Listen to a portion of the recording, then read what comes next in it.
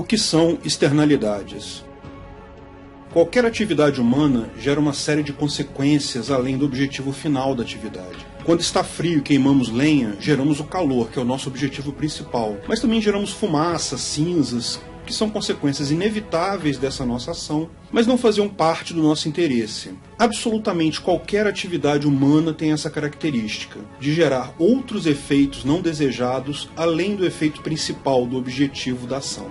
Se essas consequências não ultrapassam a sua propriedade, não afetam outras pessoas, a decisão é inteiramente sua, se você aceita aquelas consequências indesejadas ou não. Mas quando as consequências dessa atividade ultrapassam a sua propriedade, elas recebem um nome, o nome de externalidade. Externalidades são efeitos de uma ação humana que são experimentados por outras pessoas sem que essas tenham participado da decisão dessa ação.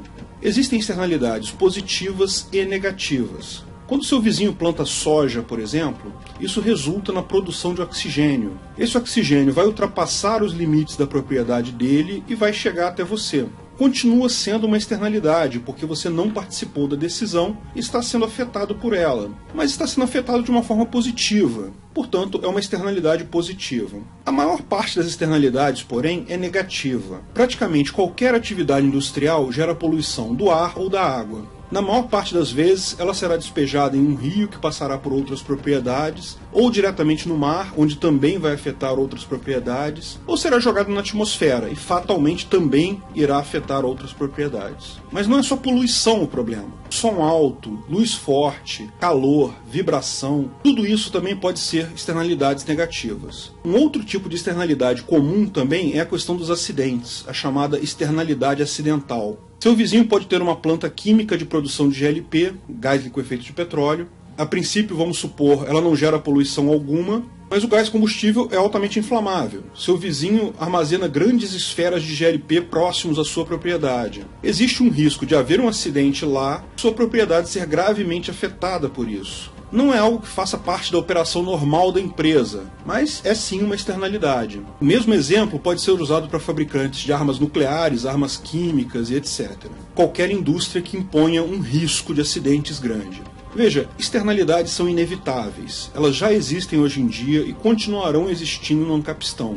Não há como convivermos em sociedade sem aceitarmos algum nível de interferência dos vizinhos. Como explicamos, qualquer atividade humana gera externalidade. Se quisermos zero poluição ou zero risco de acidente, teremos que conviver também com zero atividade econômica, zero energia.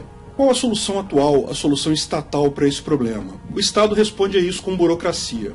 O governo estabelece limites para algumas dessas variáveis, por exemplo, nível de som, limite de poluição. É aquela tradicional forma simplista do governo resolver o problema. Não leva em conta casos particulares, não considera os benefícios da atividade principal, escolhe um nível X e multa quem ficar acima.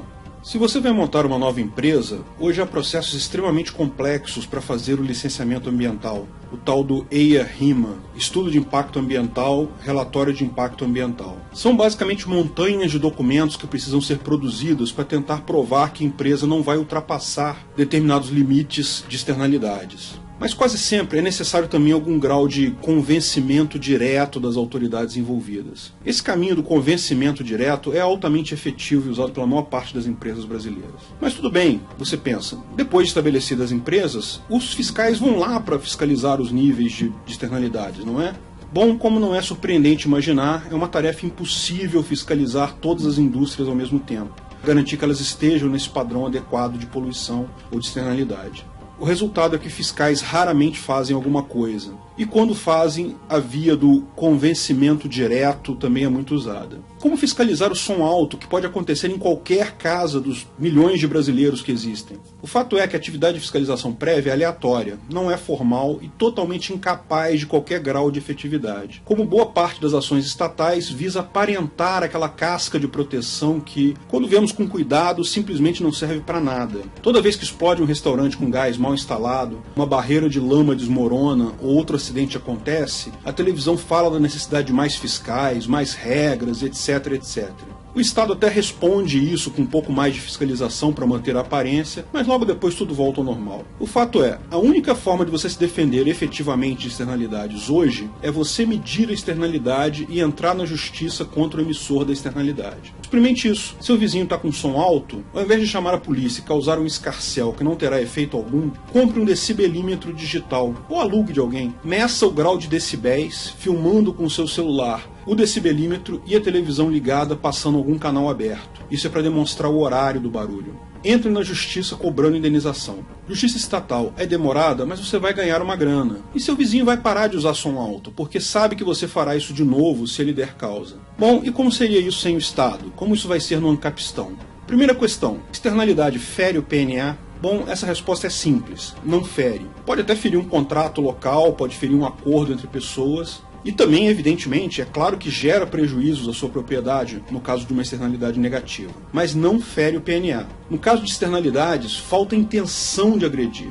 A externalidade é um efeito colateral, é algo que não era intenção do seu causador produzir. Mas é muito importante isso. O fato de não ferir o PNA não significa que você tem que aceitar o prejuízo. Independente de ferir ou não o PNA, você pode sim acionar o causador da externalidade na justiça, cobrando a reparação do prejuízo. Lógico que, no caso do Ancapistão, não há regras ou limites universais para externalidades. Não haverá números absolutos e limites, o que é bom. Limites fixos são prejudiciais para a maior parte dos casos. Acho bastante provável que no Ancapistão as próprias empresas tenham interesse em manter suas externalidades baixas, meramente para manter uma boa imagem e evitar boicote. Também acho bastante provável que complexos industriais, condomínios de empresas e zonas industriais tenham regras próprias, aceitas voluntariamente, para evitar externalidades excessivamente negativas. Mas a grande arma no Ancapistão será a mesma grande arma hoje. A externalidade negativa excessiva pode ser cobrada na justiça. Você ainda vai ter que comprar o decibelímetro, talvez contratar empresas de medição de poluição ou cálculo de riscos de acidentes, mas essa é uma arma que funciona hoje de qualquer forma e vai funcionar ainda melhor no Ancapistão com a nossa justiça privada muito mais rápida. Fiscalização do governo é só uma ilusão barata que te vendem. Como já vimos, os tribunais privados tendem a ser muito mais isentos que os tribunais públicos, tendem a ser muito mais rápidos também,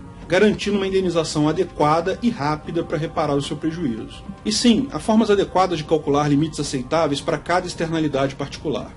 Por exemplo, hoje o nível de risco individual admitido pelos órgãos governamentais brasileiros é em torno de 0,000001 por ano, ou seja, uma chance em 1 milhão de mortes por ano. O INEA, o órgão ambiental do RJ, considera aceitável que uma empresa imponha a você, que mora perto de uma empresa, uma chance em 1 milhão de mortes devido a acidentes. É um limite de externalidade. Poxa, que absurdo, você vai dizer. Quer dizer que há uma chance de eu morrer morando perto da Reduc e o órgão ambiental diz que está ok? Eu quero chance zero. Isso acontece hoje e vai acontecer no Ancapistão também. Sempre haverá riscos, sempre haverão externalidades. Mas de onde tiraram esse número? Por que 0,000001? Em 1970, o pessoal na Inglaterra fez uma avaliação de risco de morte normal. Segundo esse estudo, todos nós temos uma chance de 1 em 10 mil, ou seja, 0,0001 de chance de morrermos em um ano. Morremos devido a qualquer coisa, doença, atropelamento, afogamento, assassinato, etc.